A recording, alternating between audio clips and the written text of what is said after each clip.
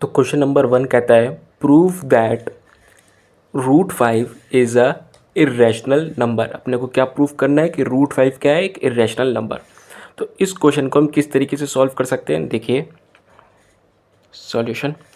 मान लेते हैं इस क्वेश्चन को अपने को प्रूव क्या करना है, रैशनल नंबर। तो सॉल्व करना शुरू करते हैं। मान लेते हैं √5 इज़ अ रैशनल नंबर। ठीक है, ये हमने मान लिया है। ठीक है, let √5 is a rational number. अब देखो बच्चों, रैशनल नंबर होते क्या हैं? रैशनल नंबर वो होते हैं जो a/b की या p/q की फॉर्म में आते हैं, जहाँ पे b does not is equal to 0। याद रखना, b की वैल्यू कभी 0 नहीं होती। और साथ ही a एंड b आर को प्राइम नंबर। ठीक है, ए एंड बी क्या होते हैं? को प्राइम नंबर होते हैं। को प्राइम का मतलब होता है कि इनमें जो HCF आता है ना, इनका जो HCF होता है ए और बी का, वो कितना होता है?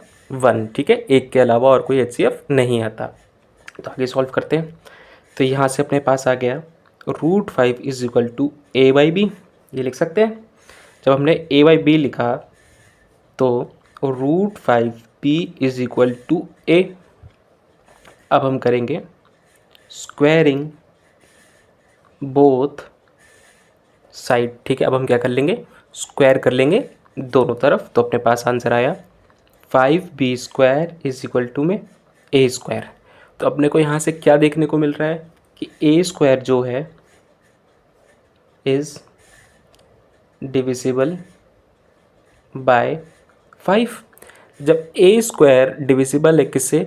5 से, तो मतलब a इज डिविजिबल बाय 5। जब a² डिविजिबल है तो a भी तो क्या होगा? डिविजिबल होगा किसके? 5 के। वेरी गुड, आगे बढ़ते हैं। अब मान लेते हैं a इज इक्वल टू में 5c।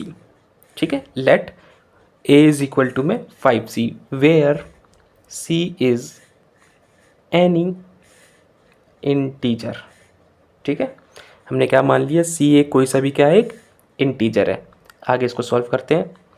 तो 5b² अपने हमने क्या करा है इस इक्वेशन में? देखो ना, अब 5b² is equal to a² में जहाँ ये a था ना, हमने इसकी वैल्यू लिख दी है 5c।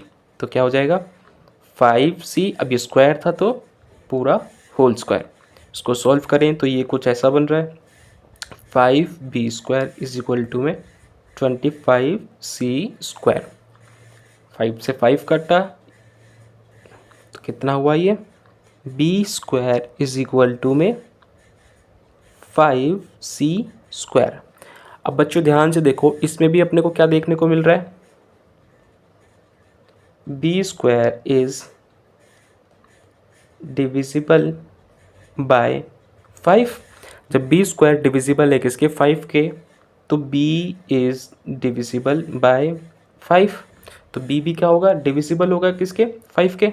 इसको मान लेते हैं हम पहला कंक्लूजन, इसको मान लेते हैं हम दूसरा कंक्लूजन। पहले कंक्लूजन से अपने को क्या देखने को मिला कि a क्या है? डिविजिबल है किससे?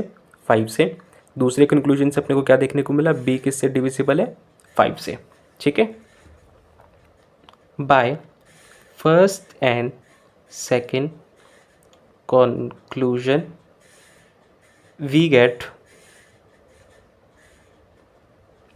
a and b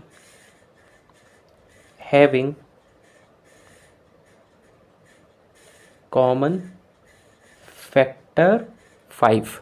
अब ध्यान से देखो, हमने स्टार्टिंग में ही पढ़ा था कि a और b क्या होते हैं? को प्राइम नंबर। को प्राइम नंबर का क्या मतलब होता है कि HCF कितना होता है? 1। ठीक है, मगर यहाँ पे अपने को जो हमने सॉल्व करा, इससे अपने को क्या देखने को मिला? a और b के पास एक से ज़्यादा कॉमन फैक्टर हो गया। मतलब एक तो है ही, उसके अलावा और कौन सा है? 5। तो ये अपनी ही जो हमने सॉल्व करा इसको कॉन्ट्रैक्ट कर रहा है, मतलब अपोजिट कर रहा है। Hence √5 is a rational number.